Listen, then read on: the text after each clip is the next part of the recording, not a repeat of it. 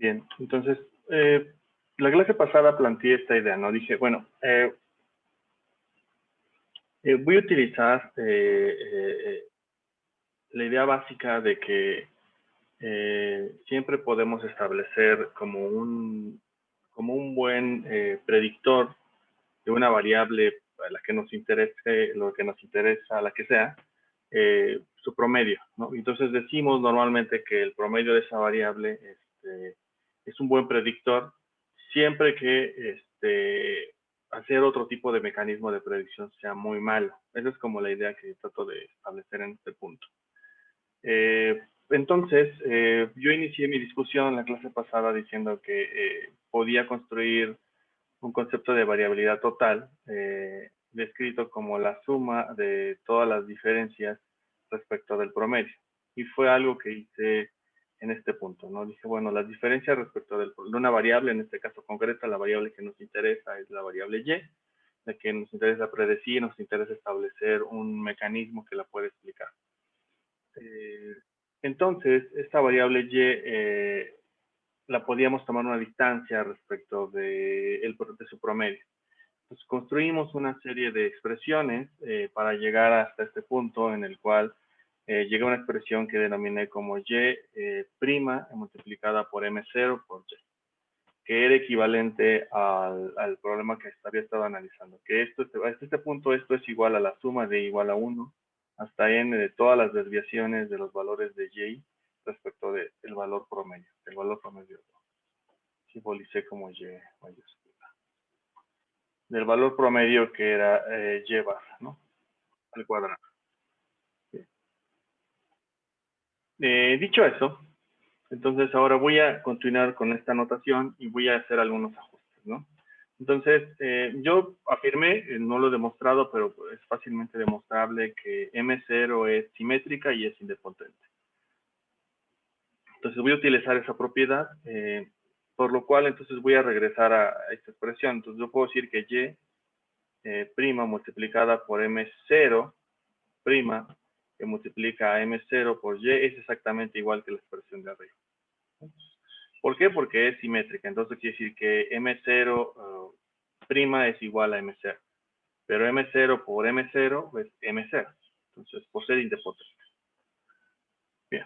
Ahora, voy a descomponer el componente y. El componente y lo puedo descomponer en dos tramos, que básicamente es que puedo descomponer como la matriz X, que multiplica a mi estimador beta gorrito, más mi vector de errores, traspuesto que multiplica a M0, traspuesto que multiplica a M0, que multiplica a X' por beta, gorrito, más el vector de residual. ¿Sí? Bien, ahora lo que voy a hacer es simplemente continuar con las multiplicaciones. Lo que voy a hacer es operar el operador traspuesto para el primer tramo de la ecuación. Lo cual entonces me permite establecer que esto sería igual al traspuesto de cada uno de los elementos de la suma. En este punto, el traspuesto de X por beta gorrito sería beta gorrito traspuesto por X, más traspuesto que multiplica a M0. M0 traspuesto, M0 que multiplica a X, perdón, este no es traspuesto de aquí, tengo un error.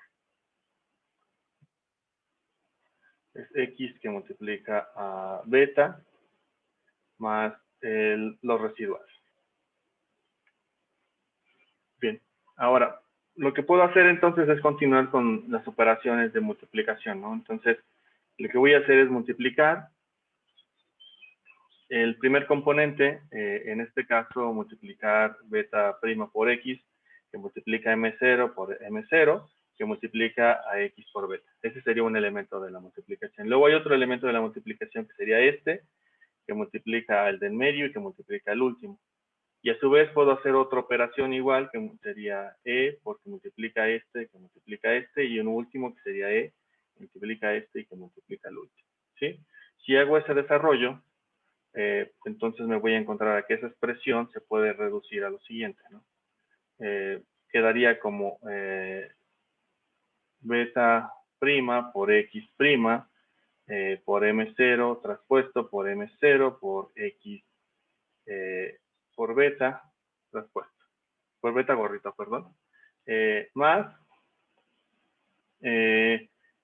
otro componente que sería beta prima que multiplica a X prima que multiplica perdón, me falta aquí un elemento que multiplica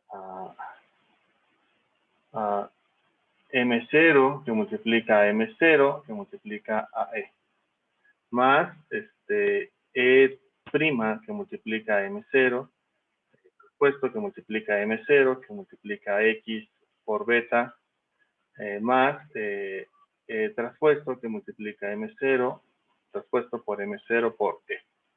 ¿Sí? Simplemente desarrolle todas las operaciones de multiplicación en este punto. Digo, la multiplicación de la expresión que está arriba.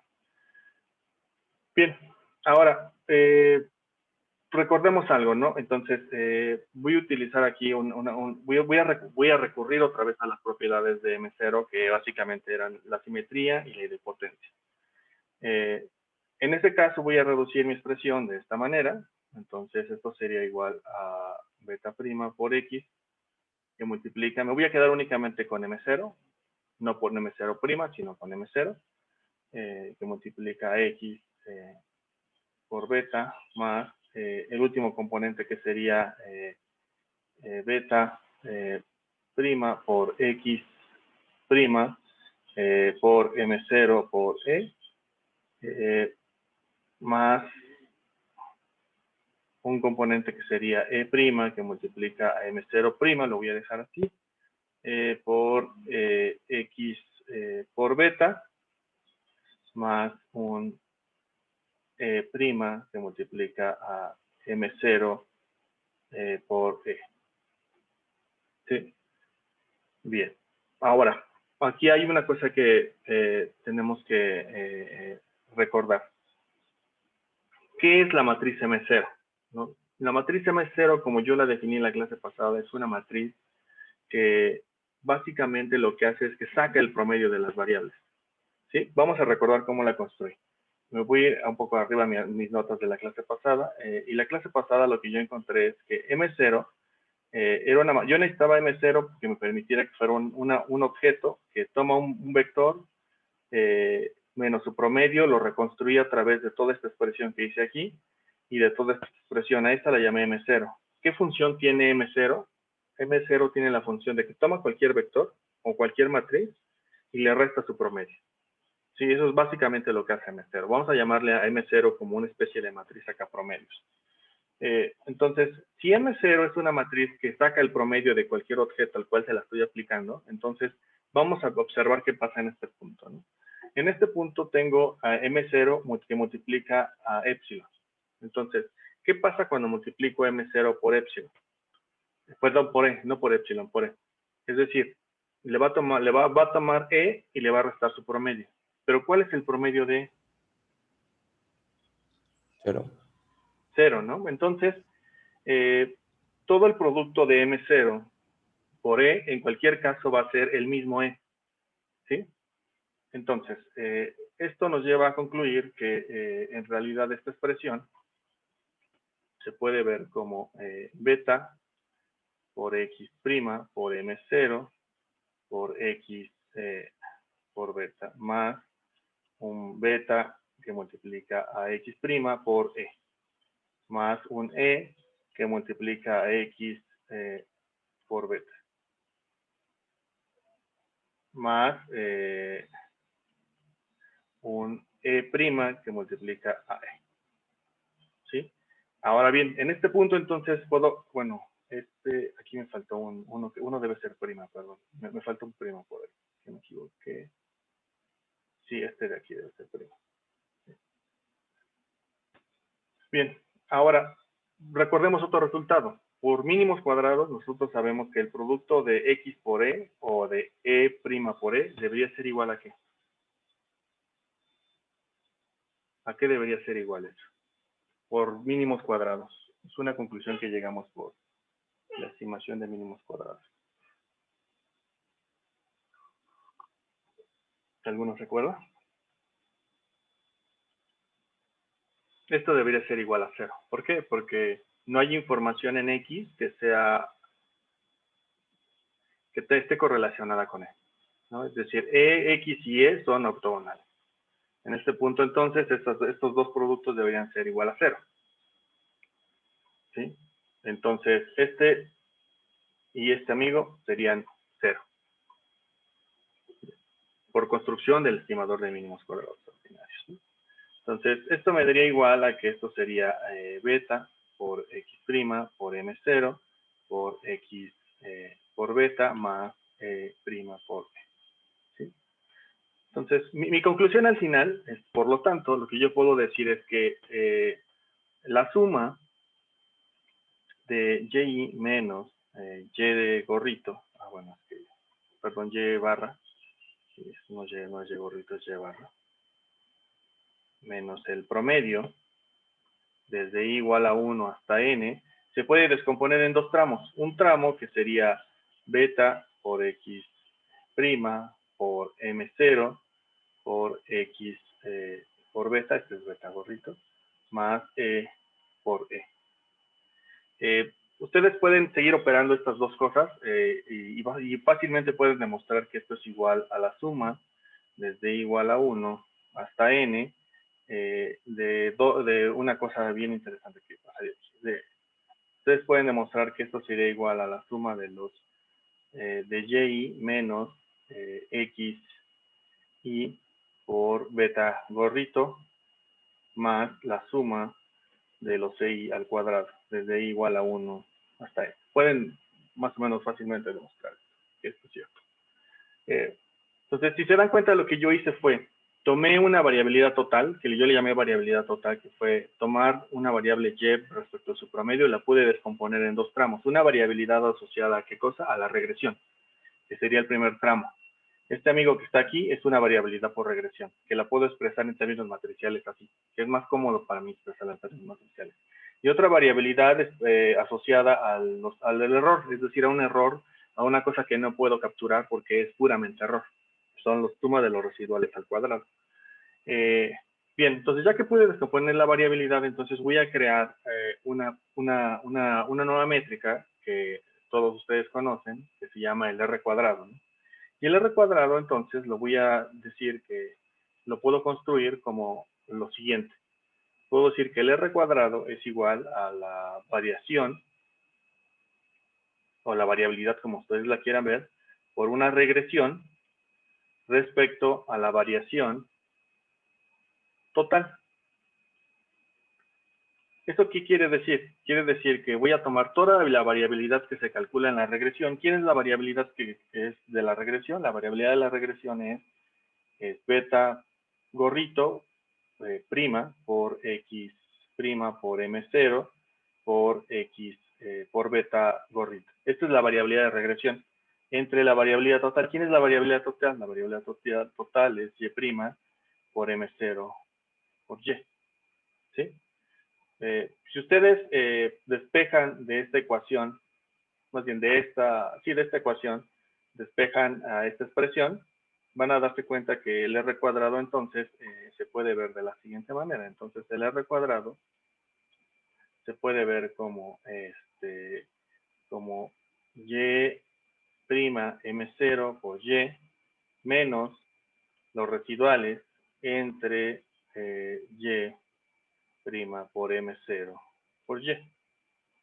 Si ustedes continúan entonces, pueden ver que entonces el R cuadrado se puede ver como 1 menos los residuales entre la variabilidad total. Entonces, el R cuadrado es una métrica de bondad de ajuste por una razón.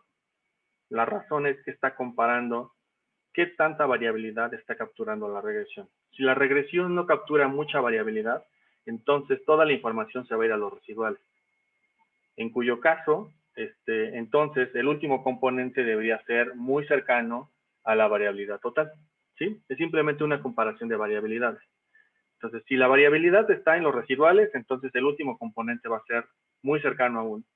Si la variabilidad está en la regresión, entonces el último componente va a ser muy cercano a cero, porque la suma de los residuales va a ser muy pequeña. ¿Respecto de quién? Respecto de la variabilidad total. ¿Sí? Entonces, esto es una métrica de ajuste y de comparación, en realidad. Ahora, en este punto quiero hacer una observación que no deben dejar de pasar, ¿no? Es una observación bien importante en el caso de las recuadradas, ¿no? Mi observación sería la siguiente.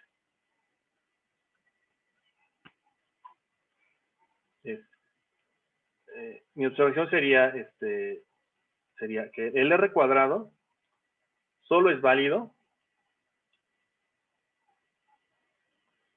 si su modelo tiene constante.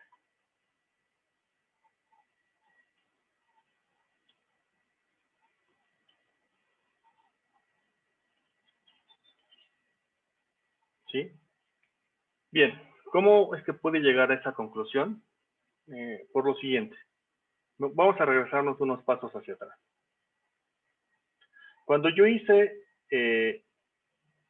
estaba aquí analizando, cuando pude descomponer mi problema de esta manera, dije, bueno, resulta ser que cuando multiplico M0 por E, la única manera en que M0 por E sea E, o a la inversa, E' por M0 pueda ser E, es porque el promedio de E es igual a 0. ¿Y bajo qué condiciones siempre el promedio de E es igual a 0? Es si, solo si, el modelo tiene constante. Si el modelo no tiene constante, entonces yo no pude haber llegado a una expresión en la cual toda la variabilidad se resumía en estos dos componentes. En realidad me faltaría un tramo aquí, otra cosa, que le voy a llamar una bola nada más. ¿Sí? Entonces es una observación que es una cosa que siempre deben tener presente, ¿no? Entonces, si su modelo tiene constante, sí pueden interpretar el R cuadrado. Si su modelo no tiene constante, olvídense, no sirve para nada el R cuadrado, en términos sencillos. ¿Vale? Bien, ¿dudas hasta aquí? No, perfecto. Buenísimo, ok. Entonces, ahora vamos a revisar algunas propiedades muy sencillas que ustedes deben de recordar probablemente de sus cursos de econometría 1 y de introducción. Propiamente yo creo que de introducción a la econometría. Algunas de las cosas que quiero recordar son las siguientes, ¿no? Cuando nosotros iniciamos un análisis de regresión, necesitamos establecer una regresión de la forma siguiente, ¿no? Siempre la pensamos como y es igual a un beta 1 que multiplica a un xi1 más puntitos un beta k que multiplica a xi k más un término de error, que en este caso voy a llamar epsilon i, porque en este caso estoy pensando en el modelo poblacional, por eso las betas no tienen gorrito. Entonces, el modelo poblacional es este. Ahora bien, del modelo poblacional, algunos de los supuestos que hacemos siempre es que el valor esperado incondicional de epsilon i siempre es igual a 0. Otro supuesto que hacemos es que la covarianza del término de error i con cualquiera de las variables x y k es igual a 0. ¿Qué significa este último punto? Y lo voy a asociar con otro supuesto que hacemos, que es que el valor esperado condicional, el valor esperado de epsilon i condicional a xi, es decir, toda la información del término de error condicional a que tenemos una muestra dada en x es igual a 0, ¿sí? Bien, todos estos puntos tienen que ver con una propiedad muy común o una propiedad que solemos mencionar muchísimo en el análisis de regresión. Y esa propiedad se llama exogeneidad, ¿sí? ¿Qué implica esa propiedad? Esa propiedad implica que básicamente no hay información en X, en ninguno de los elementos de la matriz X, que esté correlacionada con el término de error, ¿sí? Esta es una discusión diferente a la de mínimos cuadrados ordinarios que hice en la clase pasada. La discusión que tengo aquí es una discusión de cómo construimos o cómo concebimos el modelo lineal. En este caso, lo que estoy diciendo es que el modelo lineal lo concebimos como un mecanismo a través del cual podemos separar a a una variable y en dos tramos. Un tramo que voy a subrayar en rojo, que puede ser explicado por información observable. Y otro tramo que es epsilon i, que es explicado por información no observable. Porque si fuera información observable, lo hubiéramos puesto en X, o lo hubiéramos puesto dentro de las variables explicativas. Por eso en epsilon existe información no observable, ¿no? Piensen en esta situación, piensen en una situación como la que están queriendo determinar el salario de las personas. Entonces, utilizan probablemente como regresores del salario de las personas, probablemente su edad, su educación, alguna característica física como su etnicidad o probablemente alguna otra característica como su ubicación geográfica, ¿no? Si está en una zona urbana, una zona rural. Pero hay otras características no observables, como qué cosas no son observables cuando uno hace análisis de salarios. Bueno, skills muy particulares, ¿no? O sea, por ejemplo, una persona que tiene fuertes habilidades de comunicación, no necesariamente se refleja esa información dentro de la información que está contenida en las encuestas, ¿no? Entonces, para nosotros, en estricto sentido, este tipo de datos son no observables. Ese tipo de problemas, bueno, lo reconocemos porque así construimos el modelo lineal, ¿no? Ahora bien, lo único que buscamos es decir que al menos lo que esperamos es que esa información que está en el término de error no debería estar correlacionada con X. Porque si estuviera correlacionada, entonces tendríamos un problema de endogeneidad. El problema de endogeneidad vendría porque hay información no observable que está correlacionada con información observable, ¿sí? Entonces, digamos, de ahí deriva el problema de endogeneidad. Nosotros queremos que eso no pase, ¿no? Entonces, lo que nos gustaría es que estos dos puntos que voy aquí a marcar, estos dos, deberían ser ciertos siempre, ¿sí? Al menos en el modelo lineal clásico. Las siguientes clases voy a introducir un concepto que se llama métodos de estimación por variables instrumentales, en el cual voy a ver cómo podemos solucionar el problema de endogeneidad, ¿no? ¿Qué pasa cuando tenemos un problema de endogeneidad y tenemos que enfrentarlo? Entonces, ¿cómo podemos solucionarlo? Eso lo voy a hacer en las siguientes clases. Pero en este punto no voy a permitir que eso pase, ¿no? Porque ese es el modelo lineal clásico. Bien, ahora, ¿qué implica que yo espero que las variables no sean endógenas? Implica muchas cosas. Entre otras cosas es que una de las observaciones que me gustaría hacer en este punto es que esperamos que no haya omisión o sesgo de los parámetros por información relevante. ¿A qué me estoy refiriendo? Entonces, esperamos que no haya sesgo por información,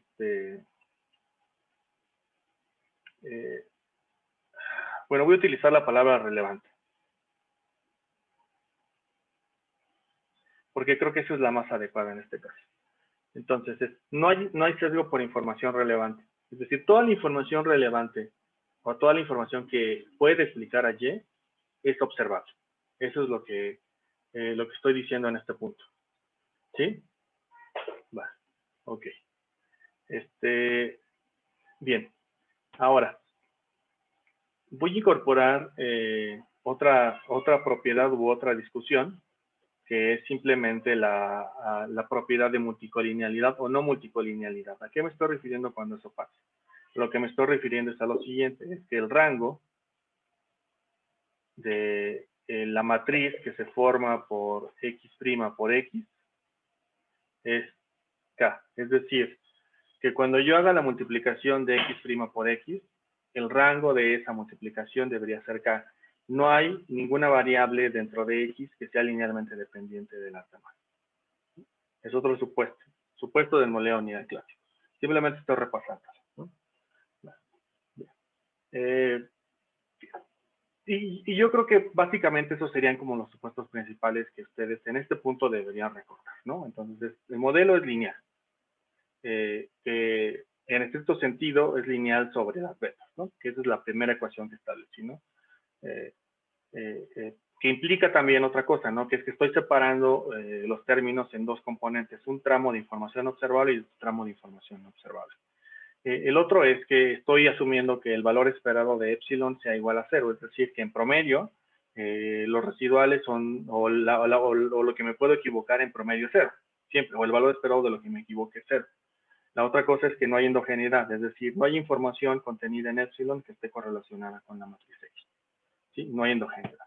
Y por último, es que el rango de la matriz sea completo, es decir, que no haya independencia lineal dentro de la matriz X, ¿vale? Es un repaso muy rápido de los supuestos, o de lo que nosotros le llamamos supuestos del modelo lineal clásico. ¿Vale? ¿Alguna duda hasta aquí? No, profe. Vale, buenísimo. Bien, ahora lo que voy a hacer en este punto entonces nada más es cerrar. Sí, ¿hay alguien? ¿Alguna pregunta? ¿No? Ok, va.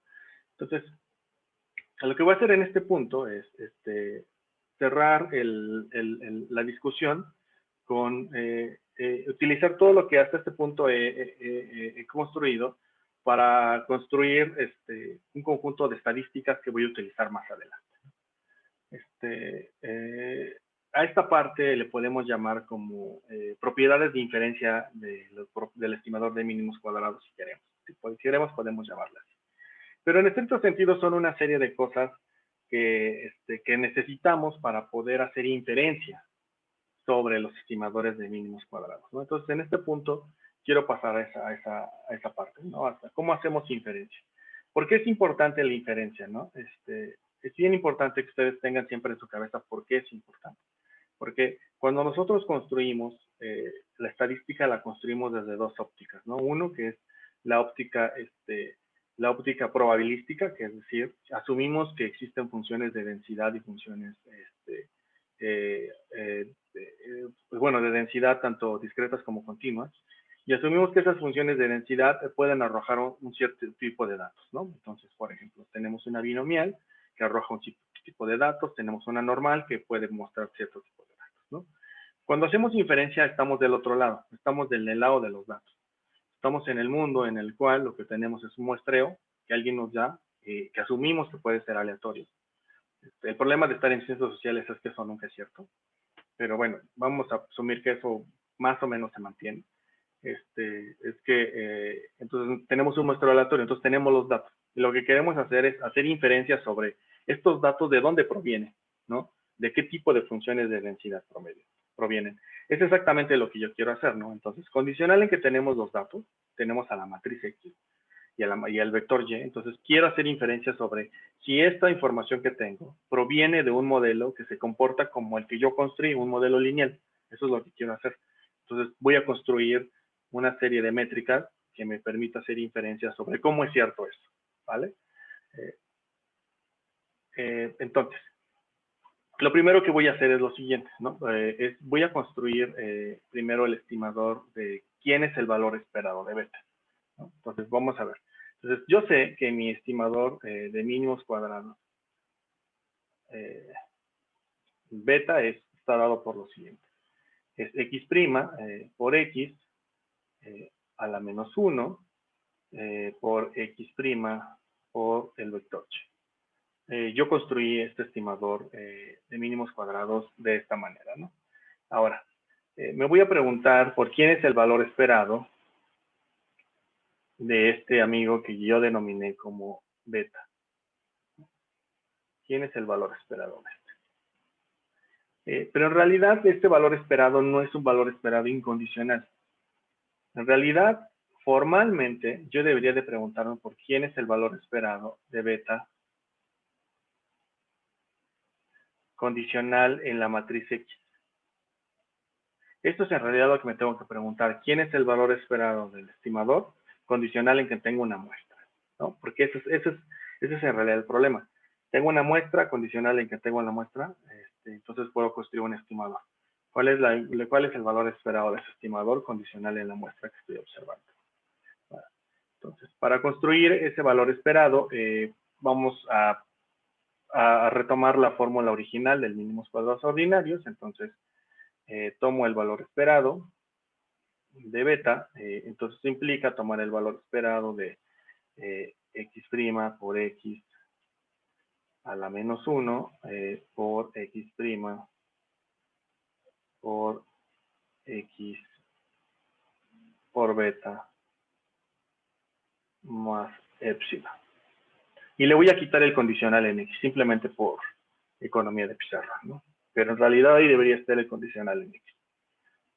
¿Sí? Entonces lo único que hice aquí fue sustituir el estimador de mínimos cuadrados aquí, y en lugar de Y puse el Y que yo conozco, ¿no? La variable del Y se puede expresar como X beta por más epsilon, ¿sí? Porque este es el modelo poblacional, el verdadero modelo. Entonces, si continúo mis operaciones, en este punto, entonces tengo que esto se vuelve de la siguiente manera, ¿no? Esto se vuelve, esto es el valor esperado, hago las operaciones y lo que me da esto es igual a X' por X a la menos 1 por X' por X por beta más, un poco más despacio, más X' por X a la menos 1 que multiplica a X' que multiplica a epsilon. ¿Sí? Entonces, ahora bien, si ustedes se dan cuenta, lo que tengo es que este primer componente que está aquí es el inverso de este, ¿no? Entonces, esto daría la matriz identidad en este componente. Ahora bien, cuando tomo el valor esperado, el operador esperanza es un operador lineal. Es decir, abre sumas y saca escalares, ¿no? Entonces, al abrir sumas, quiere decir que va a tomar el valor esperado de cada uno de los componentes. Entonces, ¿cuál va a ser el valor esperado del primer componente? Al final de cuentas, va a ser el valor esperado de beta. Pero beta es un valor poblacional, es un valor fijo, ¿no? No es una variable aleatoria. El que es una variable aleatoria es beta gorrito, pero beta sin gorrito no es una variable aleatoria, porque es un parámetro poblacional. Entonces, en este caso, el primer componente daría como resultado beta.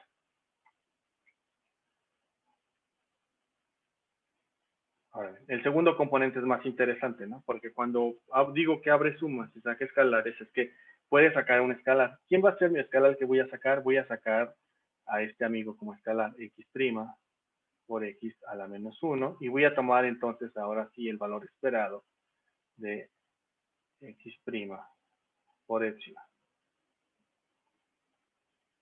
Pues este epsilon quedó horrible.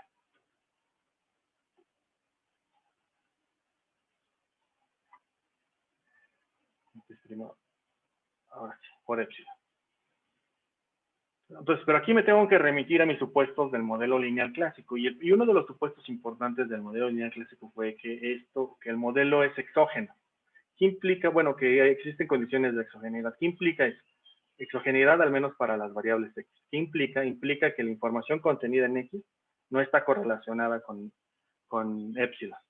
Entonces, cuando dije la covarianza de X y epsilon, en realidad me estoy refiriendo a esto, ¿no? Entonces, ¿qué dije de eso? Que eso iba a ser igual a 0. Entonces, por lo tanto, yo puedo concluir que el valor esperado entonces del parámetro beta de mínimos cuadrados ordinarios en realidad es beta. Entonces, la conclusión es que el estimador es insesgado. Básicamente, esa es la conclusión. Vale. ¿Dudas con este planteamiento?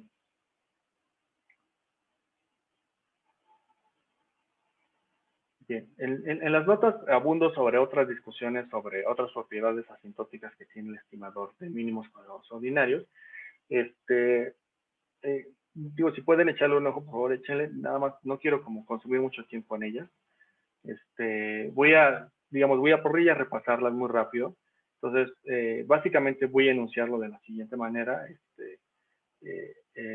Voy a tratar de resumir todas las propiedades en las siguientes expresiones y voy a discutir un poquito sobre ellas, ¿no? Entonces, en general, yo lo que voy a decir es que el estimador de mínimos cuadrados ordinarios tiene la siguiente propiedad, tiene una distribución normal de la siguiente manera, ¿no? Entonces, en general, yo voy a decir que el estimador beta de mínimos cuadrados ordinarios se distribuye de forma normal, con una media beta, y ya lo demostré, que el valor esperado de beta es beta, de beta gorrito es beta, y con una varianza dada por sigma cuadrado que multiplica a una matriz que sería X' por X a la menos 1. Mis paréntesis quedaron.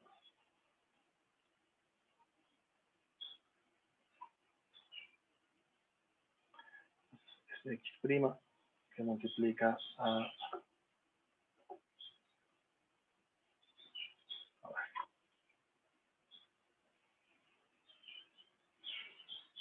Bien, el último tramo de la varianza es más o menos sencillo probarlo, ¿no? Es simplemente es hacer una serie de operaciones que las pongo en las notas para que las repasen con calma, pero básicamente cómo llegar a esa es simplemente calcular quién es la varianza de beta, ¿no?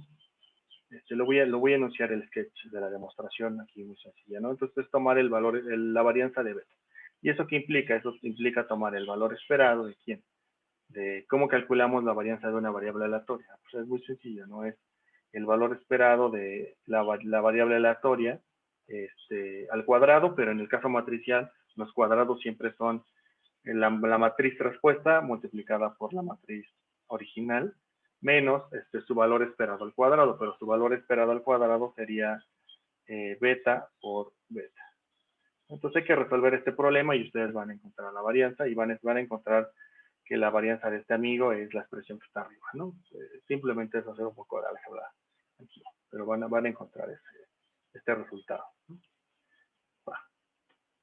Bien, entonces, al final, lo que yo quiero enunciar en este punto es decir, que el estimador beta de mínimos cuadrados ordinarios, en este punto le voy a asumir una distribución, ¿sí? Y le voy a asumir una distribución del tipo normal. Es una distribución que beta está heredando de la distribución que voy a asumir para los términos de error. Entonces, si se dan cuenta, el modelo lineal clásico no necesita per se una distribución particular. Entonces, para construir nuestro estimador de mínimos cuadrados ordinarios, no necesitamos saber qué distribución tenía los errores. Ni siquiera nos preguntamos si siquiera existía una distribución. Yo la necesito en este punto porque quiero construir estadísticas que me permitan hacer inferencias sobre beta. Yo sé que beta gorrito, mi estimador de mínimos cuadrados ordinarios, en promedio va a ser el verdadero valor poblacional. Yo establecí que la varianza es de la forma como está escrito ahí, que es sigma cuadrado que multiplica a la inversa de la matriz X' por X. Ahora bien, y ahora voy a decir que beta estimado tiene una distribución normal y que va a heredar de los residuales, más bien del término de error. Entonces yo voy a asumir que el término de error tiene una distribución de tipo normal, con media 0 y varianza sigma cuadrado, ¿sí? Entonces yo voy a asumir esto. Este es un supuesto que estoy adicionando. Este no es uno de los supuestos del modelo lineal clásico, sino unos supuestos adicionales que le dotamos al modelo simplemente para poder construir estadísticas y para poder hacer inferencia sobre el estimador beta. Bien. Entonces es bien interesante que ustedes observen, si pueden resolver este problema de la varianza sería muy bueno. Van a notar que es bien interesante que el hecho de que epsilon tenga una varianza sigma cuadrada se transmite hacia beta estimado de una forma ponderada. Es decir, porque si ustedes se dan cuenta en beta, la varianza es el mismo sigma cuadrado que es la varianza del error, pero ajustado por la matriz X' por X. Entonces aquí viene una pregunta bien interesante que nos deberíamos hacer. ¿Quién es en realidad la matriz X' por X? Bueno, pues en realidad es una matriz de variabilidad.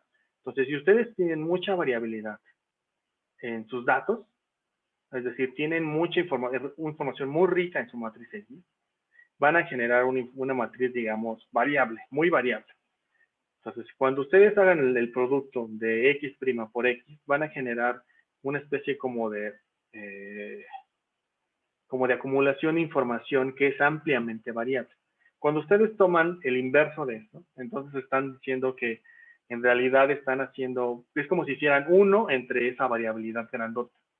Entonces, el ponderador, entre más variable sea la matriz X, entre más rica sea su matriz X, quiere decir que la varianza de beta va a ser más pequeña.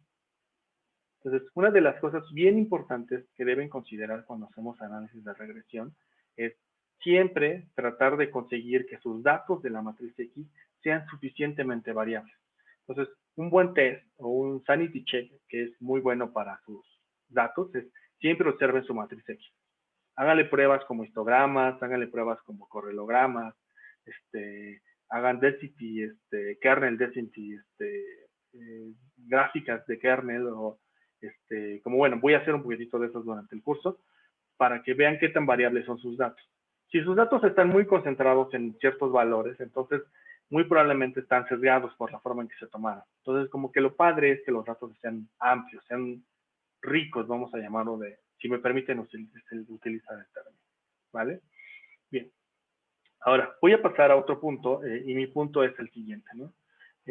Para poder construir al final una estimación, una serie de estadísticas de estimación sobre beta, voy a construir un estimador de sigma cuadrado, ¿no? Y mi estimador de sigma cuadrado va a estar dado por lo siguiente. Va a ser la suma de los errores divididos entre n menos k, ¿sí?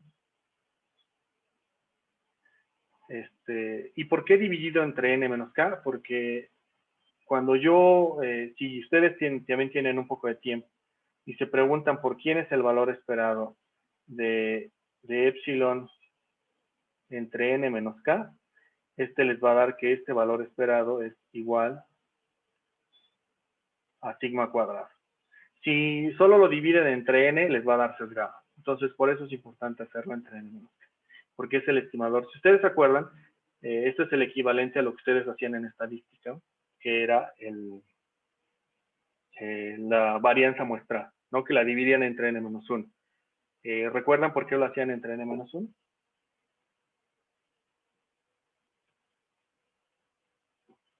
¿Alguno de ustedes lo recuerda?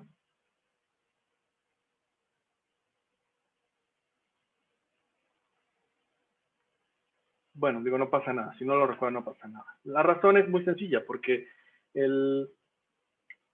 a dividirlo entre n-1, estabas utilizando un estimador que era insesgado. Es básicamente la razón, ¿sí? Si tú lo dejas entre n, estarías utilizando un estimador de la varianza que es sesgado. Entonces, básicamente. Ahora, es sesgado en su forma convencional y sin sesgado en su forma asintótica. Pero bueno, eso lo podemos discutir en otro momento.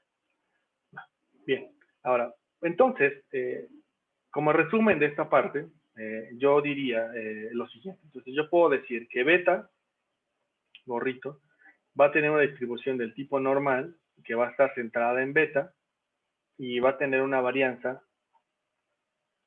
estimada, ajustada por la matriz X' por X a la menos 1. Donde sigma cuadrado gorrito está como es descrito por la expresión que tengo aquí arriba, ¿no? Bien. Ahora, ¿para qué necesito esto? Lo necesito para dos cosas, ¿no? En las notas abundo un poquitito más al respecto, pero las necesito para construir pruebas de hipótesis de dos tipos, ¿no? Una prueba de hipótesis sobre la individualidad de cada uno de los elementos de beta gorrito, y otra, una prueba de hipótesis más general o una prueba global, ¿no? Entonces, la prueba de hipótesis sobre los valores individuales de cada uno del vector beta estará descrito por lo siguiente, ¿no? Entonces, mi hipótesis está dada por lo siguiente. Será que cada uno de los beta estimados, voy a preguntar si estadísticamente son igual a 0. Entonces, me estoy preguntando esto, si es que estos son estadísticamente iguales. Perdón, en realidad es sin el gorrito. Me estoy preguntando, ¿estadísticamente cada uno de los betas es igual a 0, sí o no? Eso es lo que me voy a preguntar. Entonces, ¿cómo lo compruebo? Lo compruebo a través de una prueba T. Como les digo, en las notas abundo más sobre cómo se construye esta estadística T. Entonces, la estadística T estará descrita por lo siguiente. Será el estimador de beta K menos el valor de hipótesis que quiero probar y dividido entre la raíz cuadrada de sigma cuadrado gorrito, que multiplica a x' por x a la menos 1 en la posición késima, a la que me estoy yo refiriendo, ¿no? Entonces, si me estoy refiriendo al beta 1, entonces voy a ir a buscar en la inversa la posición 1, 1. Si me estoy refiriendo al beta 2, voy a buscar la posición 2, 2. ¿Sí? A esto me estoy refiriendo con esta expresión. Entonces voy a utilizar una T de este estilo. Y este tipo de T's se distribuyen como una T de student con n menos k grados de libertad. ¿Sí? Entonces voy a buscar a las tablas T para probar esta hipótesis, ¿no? Entonces son pruebas individuales sobre los parámetros beta. En realidad, puedo hacer pruebas de hipótesis sobre valores distintos de 0, pero la forma más habitual es hacerlo sobre estadísticas que son igual a 0. Bien, ahora, ¿puedo hacer generalizaciones más amplias? Sí, bueno, voy a conversar cuando vea mi ejercicio de análisis de regresión, cuando lo vean mi ejemplo de Python, voy a abundar un poquitito más al respecto. Bien, pero ahora lo que quiero hacer es completar una prueba más general, que se le denomina prueba global. Y la prueba global se enuncia de la siguiente manera. Es una hipótesis nula que va a estar descrita por un vector o matriz R que multiplica a todo el conjunto de valores beta y que va a ser igual a otro conjunto R. ¿Sí? Este tipo de pruebas globales parten del supuesto de que ustedes pueden construir una matriz R. Una matriz R. Se ve horrible mi R.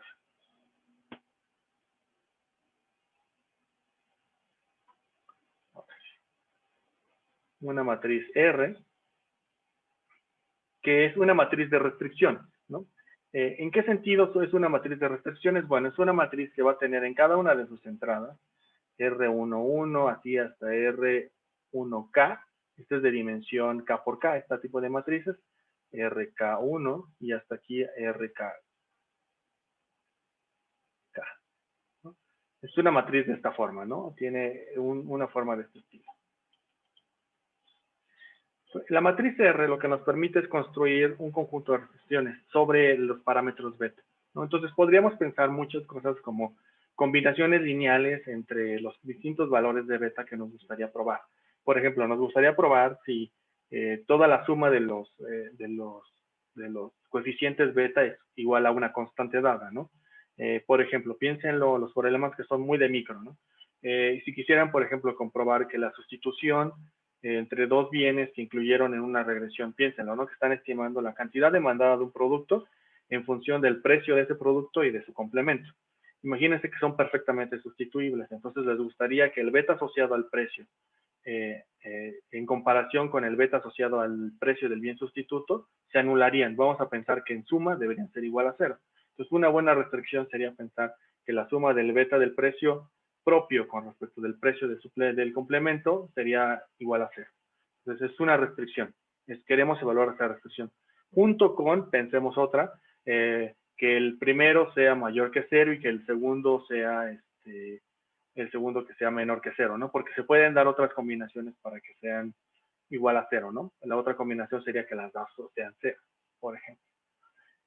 Bien, este tipo de cosas se pueden controlar a través de esta matriz, que le llamo yo matriz de restricción.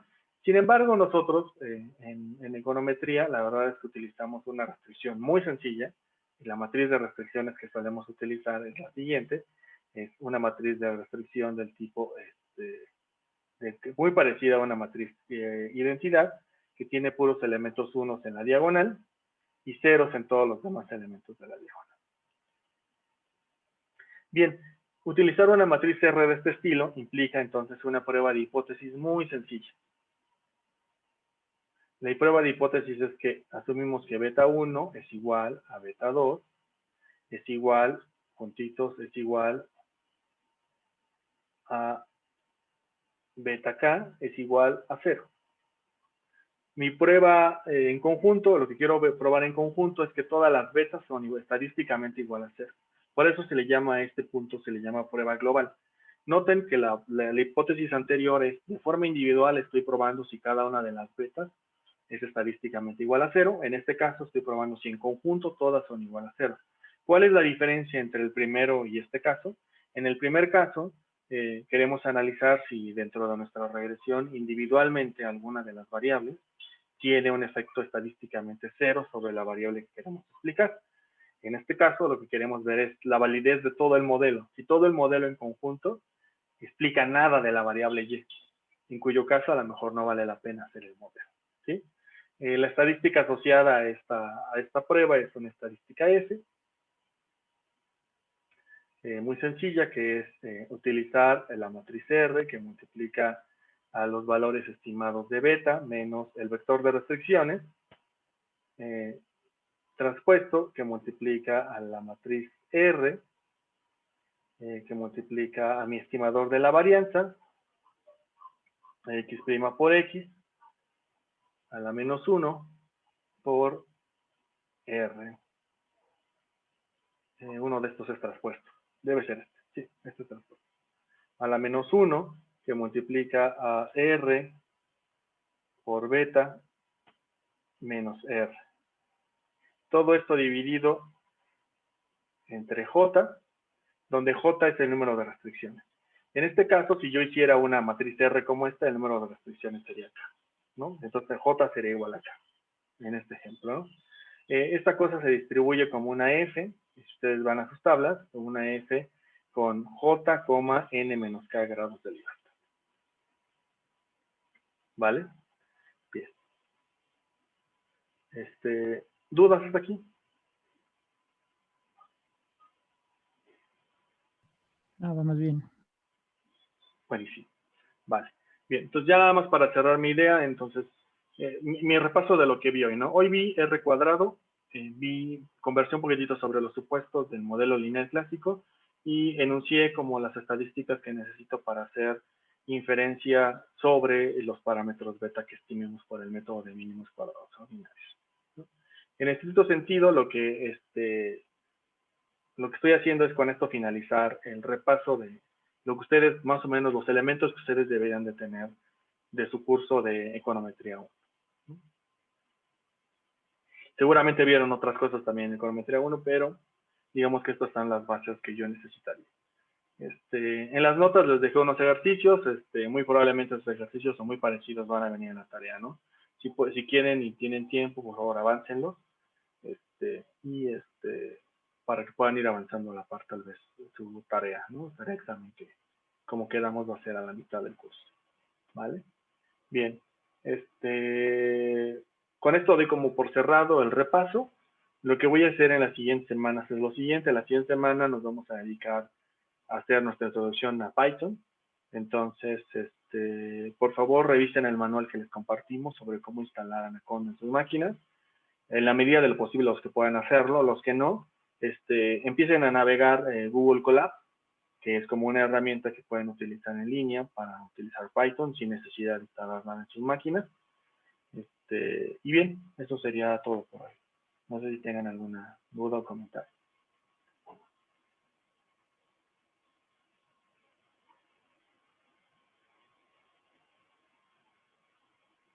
Todo bien, profe, gracias.